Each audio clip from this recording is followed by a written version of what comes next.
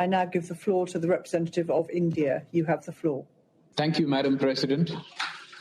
At the outset, I would like to thank SRSG James Swan, head of the AMISOM, Francisco Madeira, and Ms. Rita Larangina of the European External Action Service for their briefings on the recent developments in Somalia.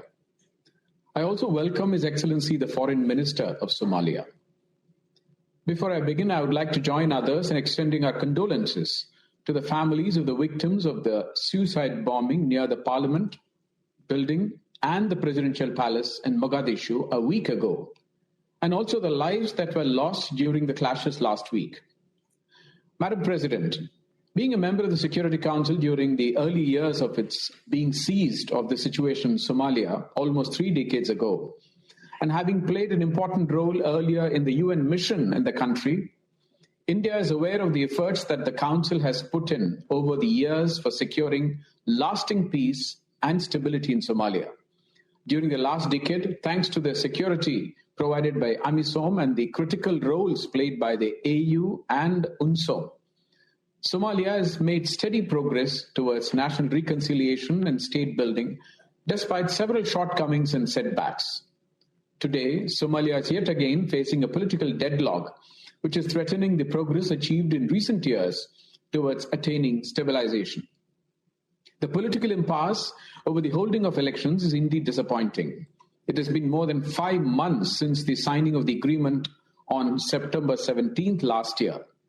Contrary to our expectations, the meeting between the leaders of the federal member states and the federal government of Somalia, planned at first for 15th of February and then 19 February, did not take place. It is important that Somali leaders engage in constructive dialogue to resolve the issues that are delaying the holding of elections. We welcome the 16th February announcement that the technical committee representing the federal government and the federal member states identified solutions to outstanding electoral issues, and that these have been submitted to the National Consultative Council.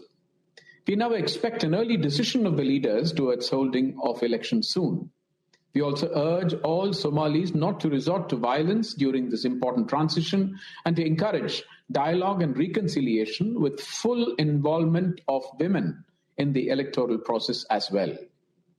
There is little doubt that the longer it takes to hold elections, the more complicated the situation will become. The delay will only embolden Al-Shabaab and other armed groups to gain more ground and continue their terror acts, subverting the democratic gains made so far. The frequency of terror acts perpetrated by Al-Shabaab over the last few months is a matter of serious concern. Last week's suicide bombing in Mogadishu reflects the fragile security situation in the country. We strongly condemn these terror attacks. We are also concerned at the increased use of IEDs by Al-Shabaab and call for extending support to Somali security forces in building their capacity to tackle this menace. Madam President, AMISOM has been playing a key role in containing Al-Shabaab in Somalia for several years now. AMISOM remains the rallying point of the international community's efforts for stabilization of the security situation in the country. We commend all AMISOM troop and police contributing countries for their commitment and for the sacrifices they have made. We have taken note of the recommendations made in the Secretary General's independent assessment report in January this year. We are also encouraged by the priorities and guideposts laid down in the revised Somali Transition Plan. However, Somali security forces and institutions need continued support to tackle Al-Shabaab and other armed groups.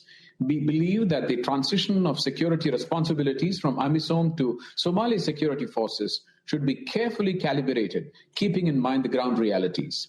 A hasty withdrawal will nullify the progress achieved so far. We also believe that the extension of AMISOM mandate should not be limited by the current constraints of funding. The views of the AU and the countries in the region form critical inputs for Council's action on AMISOM mandate renewal. In this regard, the points mentioned in the 9th February 2021 communique of the African Union Peace and Security Council deserve careful consideration of this council. We believe that an extension of AMISOM mandate could allow all stakeholders to look into the reconfiguration of AMISOM in a comprehensive manner at a later date. Madam President, we are deeply concerned at the exacerbating humanitarian situation in Somalia. Sustained conflict and economic instability have been compounded by the triple threat of COVID-19, desert locusts, and floods. It is reprehensible that humanitarian workers working under such difficult circumstances are being targeted by Al-Shabaab and its affiliated groups. Access for humanitarian workers remains critical for alleviating the challenges faced by the Somali people. It is equally important to assist Somalia in fighting the desert locusts, which spread from that region to many parts of Asia, causing extensive damage to crops. This aspect should also be given special attention by the international community. On the piracy front, while there have been no successful piracy attacks off the coast of Somalia recently, the threat has persisted. India has been engaged in combating piracy and ensuring maritime security and safe navigation in the region. The Indian Navy has been conducting anti-piracy patrols in the Gulf of Aden and off the coast of Somalia continuously since October 2008 and has coordinated with multinational partners to contribute to maritime security and safety for all in the region. The situation in Somalia calls for sustained engagement with the federal government and the federal member states to comprehensively address the multitude of problems in political, security, and humanitarian fields. We acknowledge and extend our support to the efforts of the AU, IGAD, and the UN in bringing political stability to Somalia and to the Horn of Africa. Madam President, India's association with Somalia goes back centuries. India made a significant contribution to peacekeeping in Somalia through its significant involvement in UNSON II during 1993-94. 12 Indian soldiers laid down their lives for keeping peace in Somalia. India has supported AMISOM in the past and will continue to do so. In recent years, India has extended its support for capacity building in Somalia.